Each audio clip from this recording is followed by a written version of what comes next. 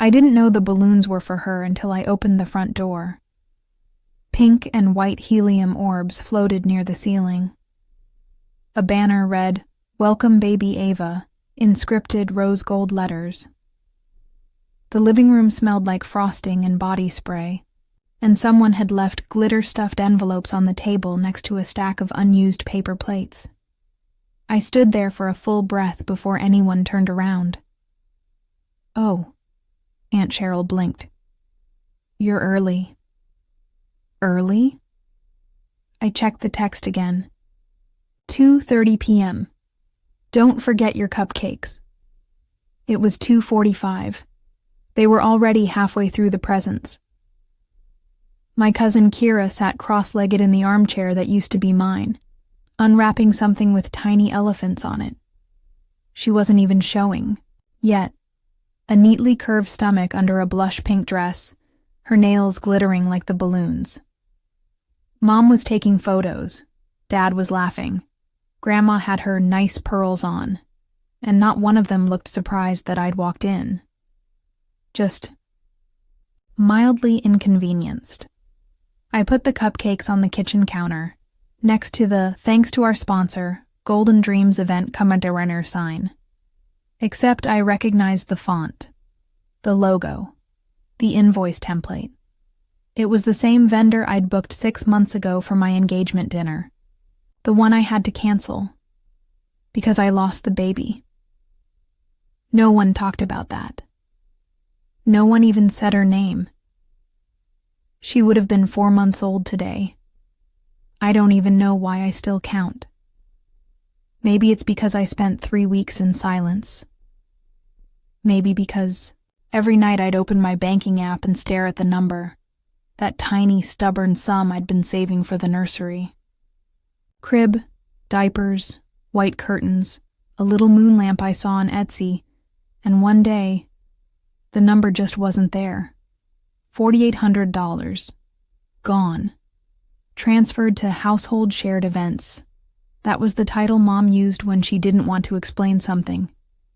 Kira squealed over a pink blanket. "This one's from Auntie Lila." She grinned. I looked up. That's what they call me now. Auntie. Like I'm someone's extra. Like I'm still part of things.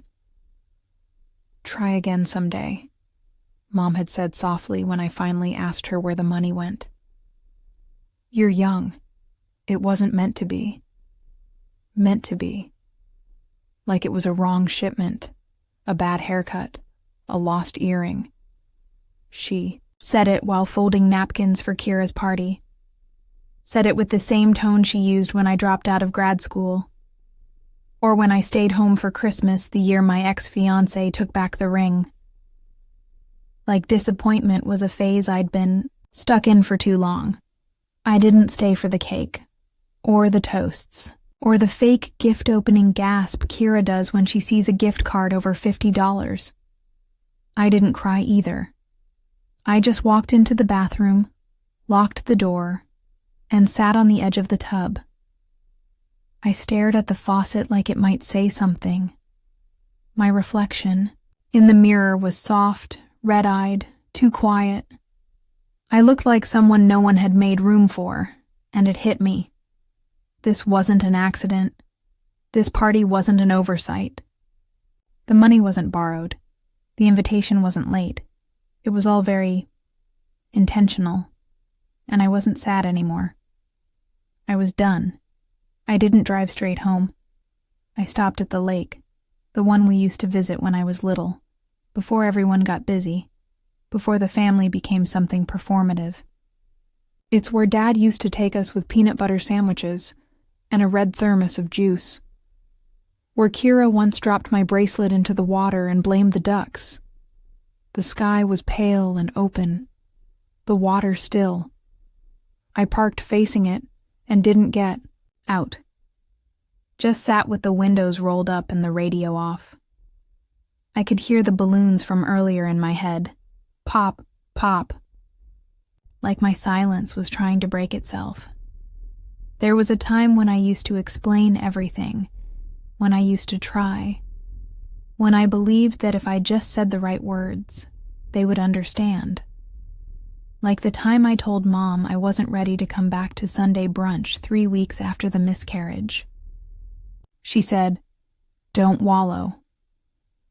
Or when I asked Dad if I could stay at their place for a while, just until the bleeding stopped. He said, "It's just not a good time." But Kira had moved in 4 times in 2 years, once after a breakup that lasted 3 days. I think grief makes you boring to people. It drains the sparkle out of your voice, the bounce out of your answers, and people don't like low-volume suffering. They want a climax, a crisis, a fix. Not the long, aching silence of someone still trying to stand up. And maybe that's what I was. Still trying to stand. And they were tired of watching. That night, I got a message from Kira. A photo of her holding up the cupcake I brought. Captioned, "You remembered lemon is my fave, you're the best." I stared at it for a long time. I don't even like lemon. I bought it because that's what my baby shower was supposed to have. I found the order receipt on an old Pinterest board. It was supposed to be lemon cupcakes, a white balloon arch, and dried eucalyptus runners down the table. I'd planned all of it during those soft, pink weeks of hope. Kira took all of it like it was hers, like she deserved it, like nothing existed before her bump. Mom called me the next morning. No greeting, just, "Could you pick up Kira's prescription on your way home from work?" Home. I still don't know what she thinks that means. I live in a 1-bedroom apartment above a laundromat with windows that stick and a radiator that hisses when it's angry. I haven't been home in months. "Sure," I said, and I could feel the bitterness rot on my tongue like overripe fruit. She paused. "You don't sound well." I nearly laughed. Don't sound well. I wanted to tell her that I haven't slept more than 4 hours since February. That sometimes I hold the baby blanket I never got to give, and sometimes I don't even cry anymore. I just hold it like it's a spine I never got to grow. But I didn't say anything. Just silence. And then, "I'll send the address." I picked up the prescription. I dropped it off on the porch. I didn't ring the bell. Instead, I opened the banking app again that night, clicked into the shared household events category. I scrolled, back and back and back. Dad's birthday dinner, Kira's moving truck, Uncle Dennis's retirement gift, family cruise deposit, refundable, flowers for Grandma's knee surgery, emergency vet bill, Kira's dog, new fridge, Mom's. My name sat quietly next to each charge. The savings account I'd created at 19, labeled Life Fund. Every automatic debit was a memory. Every transaction a cut I didn't realize was bleeding. They had been spending me for years. And I let them. Because I thought that's what love was. Being useful. Being generous. Being the one who didn't make things harder. But I was starting to realize no one ever thought about what it cost me. I stopped answering the group texts, not with a grand announcement. No confrontation. No drama. I just let them fade into that gray, muted silence at the bottom of my phone screen. They kept talking anyway. Updates about Kira's checkups. Mom's new kitchen rug. A reminder to RSVP for Grandma's birthday lunch next month. The one I already knew I wouldn't be at. They never noticed I was gone. Or maybe they did, and just didn't care enough to ask. I started taking the long way home after work, past the old elementary school, the church steps where I used to sit after piano practice, the gas station where my dad taught me how to check tire pressure. I lingered in places that didn't expect anything from me. It felt like trying to memorize who I was before all of this, before I became the one they always leaned on, the invisible extra, the family ghost who pays for things and smiles on command. There was a photo on Mom's Facebook a few days later. Kira, holding up a tiny white onesie that said Mommy's Little Miracle. The caption, "So blessed to watch my daughter become a mother." The comments were full of heart emojis and congratulations. Some of them were from people who didn't even know I'd been pregnant, didn't know I'd lost her, didn't know that the same month they threw this glittery, bloated baby shower, I'd thrown away the positive test I kept folded in my wallet like a pressed flower. That same test I once held in the bathroom at 3 a.m., whispering please into the quiet. Sometimes, I think grief is its own kind of ghost. It follows you, moves in behind your bones, rearranges your days, and worst of all, it makes you forget how to ask for space. Because what do you say? I'm not okay? I wish someone had saved room for me. I wish she could have stayed. No one knows what to do with that. I found the moon lamp again, the one I never got to hang up. It was in the back of my closet under a pile of moving boxes. I had wrapped it in a scarf that still smelled like lavender and a night I don't even remember crying through. I plugged it in, just once. The soft light pulsed gently, a pale, pulsing globe of maybe. I sat on the floor, pulled my knees up to my chest, and stared at it until my eyes blurred. Not with tears, with something else. Resolve. The next morning, I opened my laptop. I logged into the shared family expense account. I clicked Remove Automatic Payments. Then I opened my savings account. I renamed it Mine. No emojis, no shared access, no more quiet theft in the name of love. And I started something small. A spreadsheet, a list, a plan, not revenge, not punishment, just reclamation of my time, my space, my voice. Kira texted me again. This time it was a photo of a nursery wall. White, gold trim, a hand-painted quote above the crib in curling script. She is fearfully and wonderfully made. Under it, a shelf lined with plush animals, pastel books, and the moon lamp. My moon lamp. I don't know how she got it. I never gave it to her. Never told her where it was. Maybe Mom went through my closet again. Maybe they thought I wouldn't notice. Or maybe they didn't think I'd care.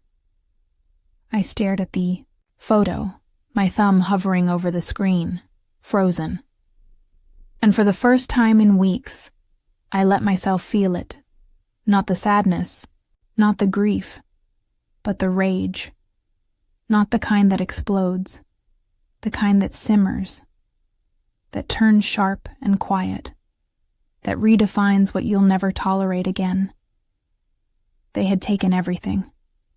My money, my space, my name, even the light I bought to help. My daughter's sleep, and still they expected me to clap. The next day I took everything out of my old childhood storage boxes, yearbooks, sketches, old medals.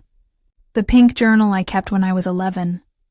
Letters from friends I don't talk to anymore. Birthday cards signed, "We're so proud of you." I packed it all into a single plastic bin, and I drove it to a storage unit 20 minutes from town.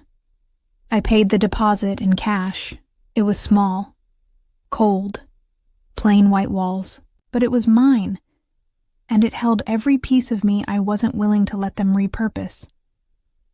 Mom called that night. Her voice was tight, annoyed. Why didn't you answer Kira's message?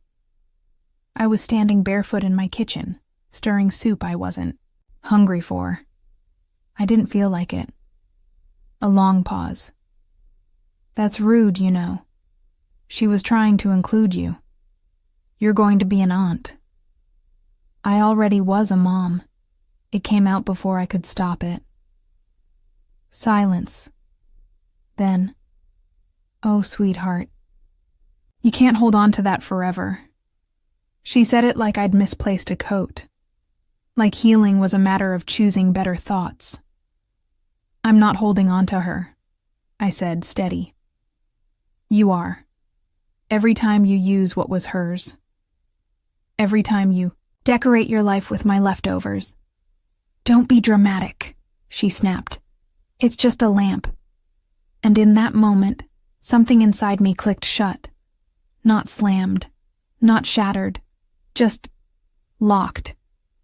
I hung up without a word, blocked the group chat, deleted the shared calendar, canceled the backup Amazon account they used for family purchases, the one under my email, and I changed the locks on my emotional doors. If they wanted me to be invisible, fine, but they wouldn't get access anymore. I didn't go to Grandma's. Birthday lunch. Didn't send a card. Didn't text. Didn't RSVP.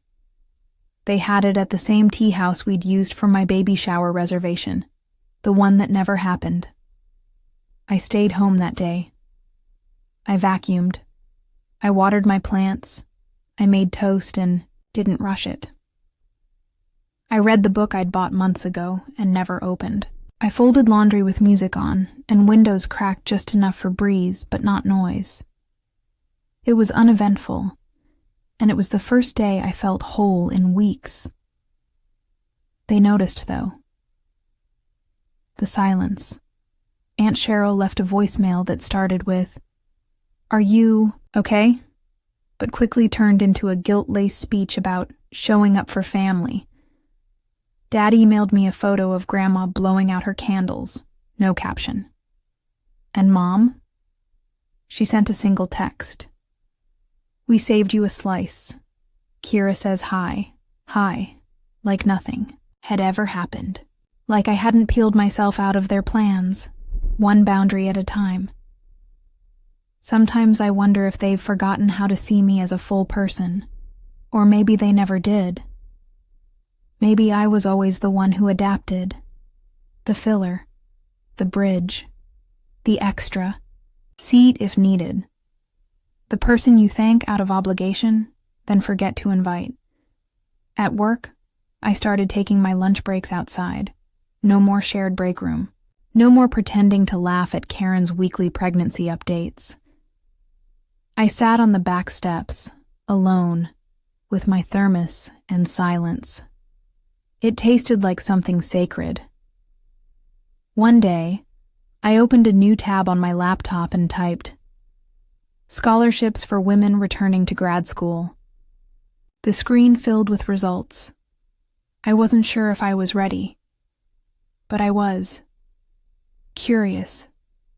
And that was more than I'd felt in a long time. Later that week, I went back to the lake. Same spot. Same bench, but I brought a letter with me this time. Not for them, for her. My daughter. I wrote her name at the top, the one no one else knows. The one I whispered once to the ceiling, and once into my own pillow. I told her everything. About the cupcakes, the lamp, the silence. I told her how they used what was hers to celebrate someone else. But I also told her this, that I hadn't forgotten, that her life, even if only a flicker, still held meaning. That I was rebuilding something. Not a nursery this time.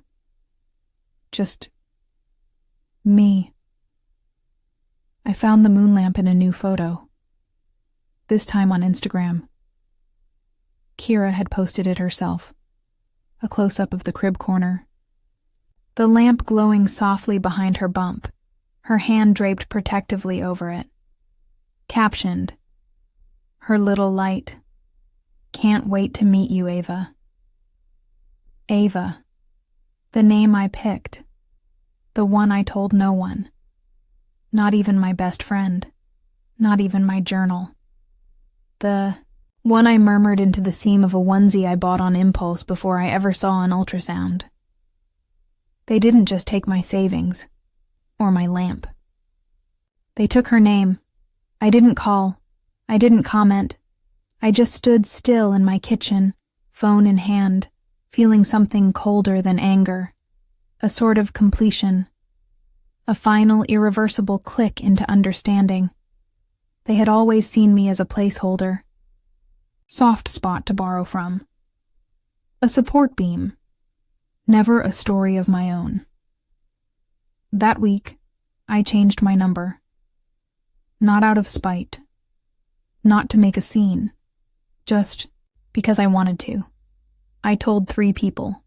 My manager, my landlord, and my friend Tara from college. The one who never asks questions unless she's ready to hear the answers. Everyone else? They could reach me the same way they always had. Through silence. I withdrew the last of my savings from the shared account. The balance was lower than I remembered, and the bank still had Dad's email listed under secondary authorization. I updated everything. Took my name off the family Wi-Fi plan. Canceled the emergency card I hadn't used since Mom asked for a temporary backup. I left no message. No explanation. Because I was done explaining how it felt to be erased. They knew. They just didn't care. I started walking again in the mornings. Not for exercise. Not to get anywhere. Just to move. There's a quiet comfort in the rhythm of footsteps, the fog of breath on cold air, the hush of a street not quite awake yet. It felt like prayer, like reclaiming minutes that used to belong to other people's needs. At a small thrift shop on the corner of 8th and Lila, I found a secondhand bookshelf, worn, uneven. Soft green paint chipping at the corners. I bought it, hauled it up my stairs, and filled it with the books I had packed away during the pregnancy. The ones I'd told myself I'd read after. After what? After it was safe? After they noticed? After the grief got tired of following me? No. After me. After I remembered who I was, before their voices drowned out mine. I placed the moon lamp on the top shelf. Not as a reminder. As a boundary. Lit only for me. They sent a baby announcement in the mail. A glossy card tucked into a pink envelope, addressed in Mom's familiar handwriting. Neat cursive with a flower drawn under the last letter of my name. Like that would soften anything. I almost didn't open it. I let it sit on the counter for 3 days. Moved it aside when I made coffee. Used it as a coaster once, without thinking. But on the 4th morning, I sliced it open. Inside was a picture of Kira in a hospital bed, radiant and tired, holding a bundle swaddled in blush cotton. Ava Marie. Born 7/11/6 Oz. My breath caught in my throat. It wasn't just the name. It was the way they smiled like it was new. Like she hadn't existed in my mouth first. Like she hadn't already been held, if only in hope, by me.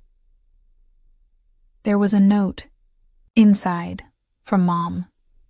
She looks just like Kira did. Maybe now you'll finally come visit. We saved you a framed print. Framed print. Like I was a distant cousin. Like I should be grateful for the scrap of a memory I was never part of. They wanted me to smile at a picture of the child they built, with the ruins of mine. I threw the card out, not in a fit of rage, not ceremoniously, just straight into the bin with yesterday's circulars, and an empty cereal box. It didn't belong to me. None of it did. That weekend, Tara and I sat in her kitchen, drinking tea that had gone cold while we forgot to drink it. She didn't say much. Just let me talk. I told her things I hadn't told anyone. How I still wake up at 4 a.m. sometimes and reach for something that isn't there. How I never bought another pregnancy test. How I've memorized the sound of pretending to be okay in a room full of people who never really looked at me. How healing isn't brave. It's quiet, boring, uneventful, like making toast, or deleting a group chat, or changing your emergency contact from your mother to your friend. You ever going back? She asked gently, stirring her tea even though she didn't take sugar. Shook my head. Not unless I'm invited like a stranger. She blinked. Then nodded once, like she understood. Like she knew there's something final about walking away when no one notices you've left. That night, I lay in bed and let the moon lamp glow across the ceiling. Soft, steady, constant. A tiny rebellion that asked for nothing. I thought about names, about all the things that live inside us long after they're taken from us. I closed my eyes and whispered it again, just once. Not hers. Not the one they stole. A new one. A name only I would know, just in case. Just in case one day. I try again. Months passed. The baby turned 3 months old. I know this because I stopped counting weeks. Because the updates stopped showing up in my inbox. Because even the silence settled into something less sharp. They must have noticed by now. The unsubscribed emails, the missing birthday messages, the empty seat at Easter, the absence that used to be filled with me. But no one called. And strangely, that felt okay. One afternoon, I got a call from an unknown number. I almost didn't answer. I almost let it ring out, but something told me to. It was Dad. His voice was quieter than I remembered. He stumbled at first. Small talk, weather, something about the car needing new tires. Then he asked if I wanted to come over. They're throwing a little get-together, he said. For Ava. First laugh, I guess. I smiled into the silence. Little get-together. Like it wasn't another page in a book I hadn't been invited to write. I'm sorry, I said softly. I have plans. He hesitated. Oh. And that was it. No. What kind of plans? No, maybe next time. Just, oh. Like he knew. Like they all did. That evening I lit a candle on my windowsill. Not for her. Not even for them. For me. For the girl who gave and gave. Who brought lemon cupcakes and folded blankets and held hope in both hands until it bled through her fingers. For the woman who stopped explaining. I finally printed the photo. Not the one they sent me. A different one. The lake, quiet, empty, pale sky folding into still water. I took it the day I didn't go to the baby shower. I put it in a wooden frame on my new shelf, next to the lamp, and the green-spined books, and a tiny ceramic rabbit I bought for no reason other than it made me smile. And underneath it, I tucked the letter. Her letter. The one I wrote by the water. Not because she'll ever read it, but because some loves are worth being named. Even if no one else hears them. I don't need them to say sorry. I don't need them to understand. I just needed them out. Out of my wallet. Out of my walls. Out of the part of me that once begged to be seen. They used my savings for her shower. They called it support. They called it just money. They called it meant to be.